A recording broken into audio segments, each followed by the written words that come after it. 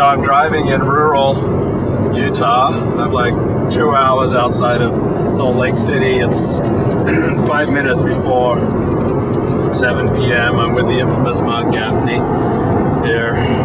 He's my driver. Let me tell you, he's a much better Torah teacher than driver. He's a wild man. Luckily, I'm a very calm, centered individual, so these things don't bother me. So no matter where Marc wanders to on the road, you know, I'm completely cool, calm, collected, serene. Profanity never passes my lips, nor unkind words. Damn. So we were driving along, and suddenly there's this boom, boom, boom, boom, boom, boom, boom, boom. Like, what's that? And I said, Marc, those are the things they put on the side of the road for people, you know, falling asleep, you know, to let them know that they're going off the road. Wow, look at this, rural Utah. Now, this is more lush than Israel. This is more lush than I associate with Israel. But it does have a feel of Israel, and it also feels like rural Australia. I mean, who lives out here? Not a lot of Jews, I don't think. So I got in about 2 p.m., interviewed this musician on the plane.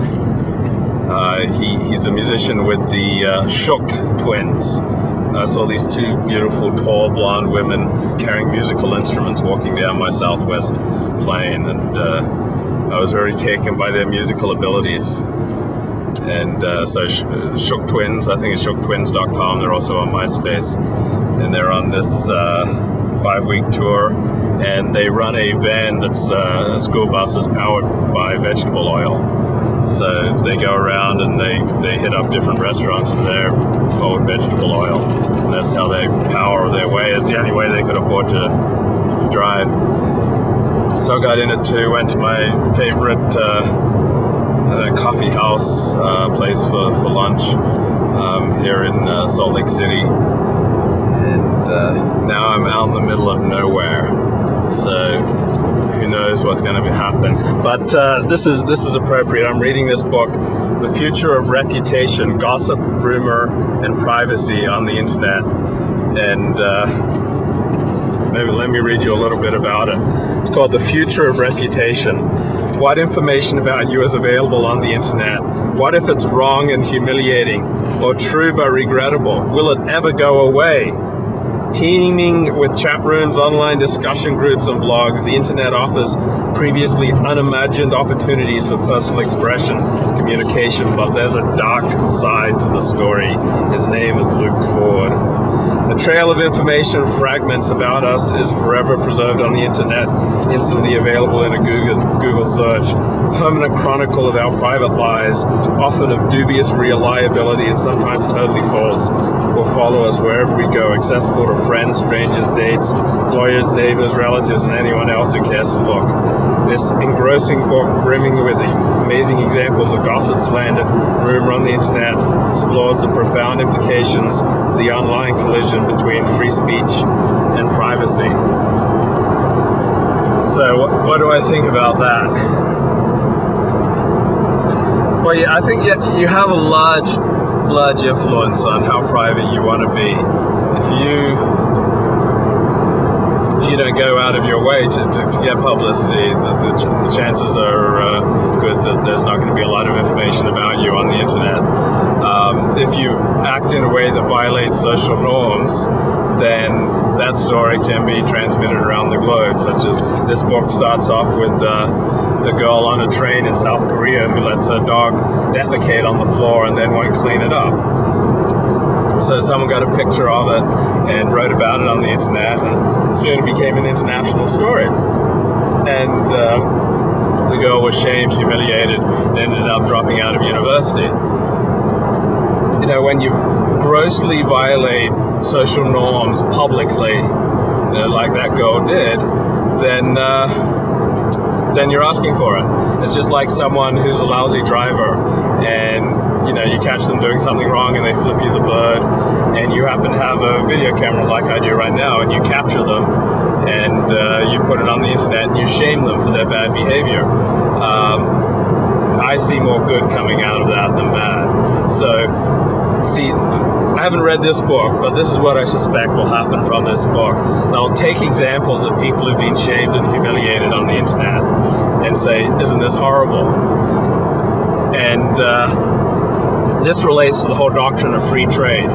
So when you have free trade, a lot of people benefit because prices tend to be lower, but nobody has an incentive, or very few people have an incentive to lobby for free trade, because the benefits of free trade are distributed across such a wide number of people.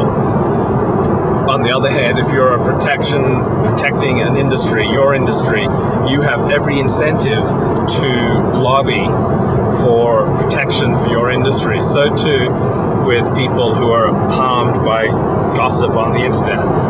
Let's say, like this dog poo girl, she does something wrong and she's humiliated on the internet. Just look at this, isn't this gorgeous? Rural Utah. Okay, and then she's humiliated around the world for her bad behavior. So you can immediately identify that she has suffered. And you can also identify that she has suffered above and beyond her sin, her crime, her bad behavior. What you cannot identify are all the people who are deterred from bad behavior by the example of her public shaming, or people who are saved from being hurt by this girl, who's obviously pretty careless about certain areas of decency that most people would take for granted.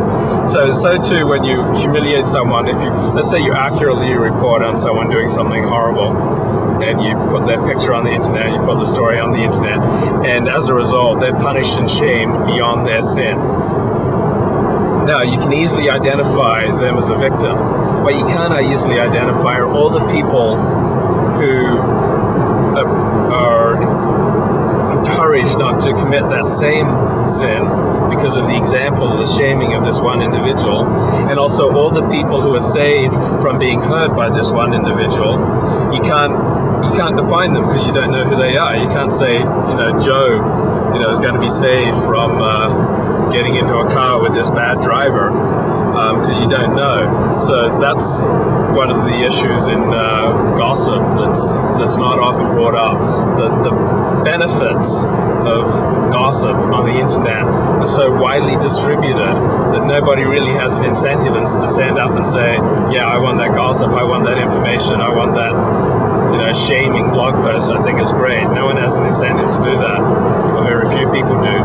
While the people who are hurt, so the object of the shaming blog post, and all that person's friends and supporters, they have an incentive because they have one unique person or group of people who have been demonstrably hurt above and beyond their sin. So that's kind of one of the dynamics of gossip on the internet. I'm curious how this book deals with that, or if it just points out example after example of individuals who have been shamed beyond their sin on the internet and then say, isn't that horrible, but completely ignore the widely distributed benefits from shaming people who do things that are wrong. So check it out. We're in rural Utah with your moral leader, Luke Ford, coming up on the Shabbat.